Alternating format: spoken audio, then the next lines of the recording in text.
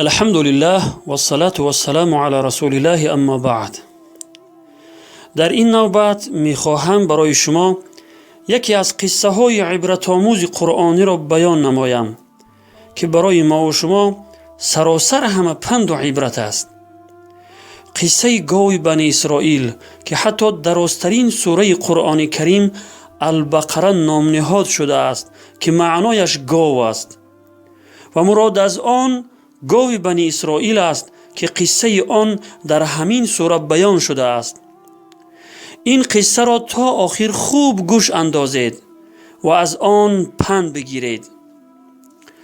در تفسیر ابن کثیر رحمه الله آمده است: ابن عباس، عبیده سلمانی، ابوالعالیه، مجاهد و دیگر بزرگان سلف می فرمایند در زمان موسی پیامبر علیه السلام مرد ثروتمندی بود که به سن پیرانسالی رسیده بود، ولی بغیر از پسران برادرش هیچ وارثی نداشت. پسران برادرش به مال او خیلی طمع زیاد داشتند و آرزو میکردند که تیزتر بمیرد و مال و ثروتش به آنها برسد.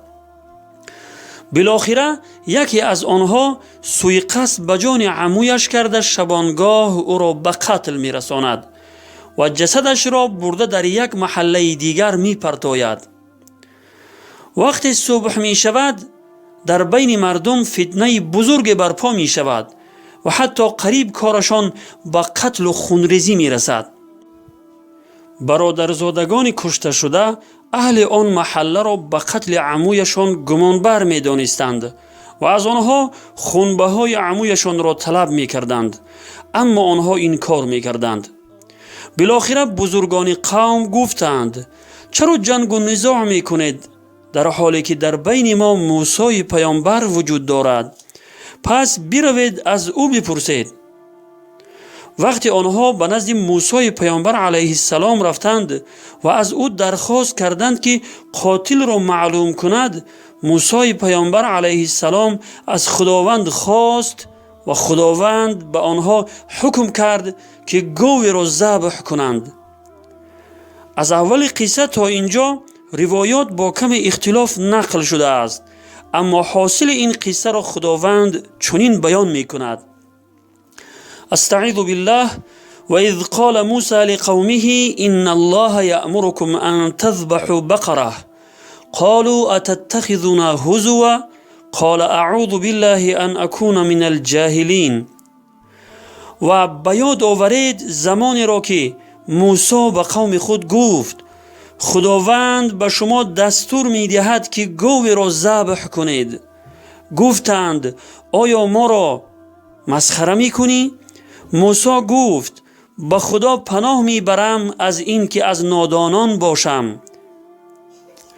ابن عباس، مجاهد، ابوالعالیه و دیگر بزرگان سلف می فرمایند که اگر آنها حکم خدا را پذیرفته بدون وصف معین یگان گاو را ذبح می کردند، مقصود حاصل می شد، ولی آنها بر خود سختگیری کردند و خداوند هم بر آنها سختگیری کرد.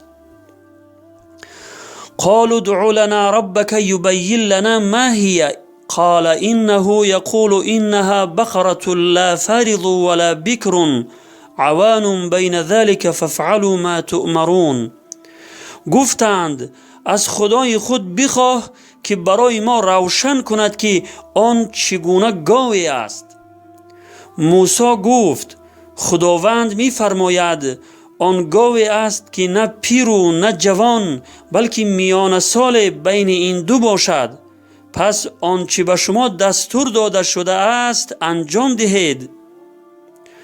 قالوا ادع لنا ربك يبين لنا ما لونها قال انه يقول انها بقرة صفراء فاقع لونها تسر الناظرین. گفتند: از پروردگارت بخواه تا برای ما روشن سازد رنگ آن چگونه است. موسی گفت: خداوند می فرماید آن گاو زرد پررنگی است که بینندگان را شاد می کند. قالوا ادع لنا ربك يبين لنا ما هي إن البقرة تشابه علينا و إنا إن شاء الله لمهتدون. گفتند از پروردگارت بخواه تا برای ما روشن سازد که آن چگونه گاوی است.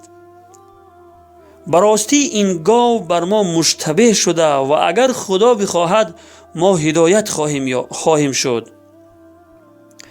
قال إنه يقول إنها بقرة لا ذلول تثير الأرض ولا تسقي الحرث مسلمة لا شية فيها. قالوا الآن جئت بالحق فذبحوها وما كادوا يفعلون. موسی گفت خداوند می فرماید آن گاوی است که نه برای کشت زمین رام شده و نه برای زراعت آبکشی کند، به عیب است و یک رنگ و در آن خالی نیست. اینک سخن درست آوردی. پس گاو را سر بریدند، یعنی ذبح کردند و نزدیک بود که این کار را نکنند. و اذ قتلتم نفسا فادارأتم فیها والله مخرج ما کنتم تکتمون. و به یاد آورید هنگامی را که فردی را کشتید، آنگاه درباره او به نزاع پرداختید و خداوند آشکار کننده آن چیزی است که پنهان می کردید. فقل نضربوه ببعضها كذلك يحيي الله الموتى ويريكم آياته لعلكم تعقلون. پس گفتیم پاره از گاو را به مقتول بزنید. خداوند این گونه مردگان را زنده می کند و نشانه های خود را به شما نشان می دهد، شاید اندیشه کنید. خلاصه بنی اسرائیل گاو با این صفتها را بعد از جستجوی زیاد و خسته و درمانده شدن در نزد یک پسر بچه یتیمی که به مادرش خیلی نیکوکار بود یافتند و از او طلب کردند که گاوش را در عوض یک گاو دیگر بفروشد، ولی او قبول نکرد و تا چندی که بنی اسرائیل نرخ گاو را بلند می کرد صاحب گاو قبول نمی کرد. بالاخره او را راضی کردند و به وزن گاو طلا داده گاو را خریدند و قریب بود که از جهت گرانی بهای گاو از این کار منصرف شوند. بالاخره گاو را خریده ذبح کردند و طبق فرموده خداوند با بعض گاو، یعنی با دم گاو و در روایت با استخوان و یا ران گاو به کشته شده زدند و با اذن پروردگار عالمیان مرده زنده شد و قاتل خود را خبر داد که فلانی مرا کشته است. این را خبر داده به حالت قبلیش برگشت، یعنی مرد. پس مردم قاتل را شناختند و فتنه‌ای که در میانشان برپا شده بود خاموش شد و قاتل را قصاص کردند. این بود قصه گاو بنی اسرائیل. در این قصه پند و عبرت‌های خیلی زیاد است که در کتب تفاسیر بیان شده است، ولی یک چند تای آن را برای شما بیان خواهیم کرد. یکم، بیان قدرت الله رب العالمین بر زنده کردن مردگان که هیچ قدرت در آسمان ها و زمین آن را مقابله کرده نمیتواند. در این ماجرا خداوند سبحان مرده را زنده کرد و حق را بر زبانش جاری کرد.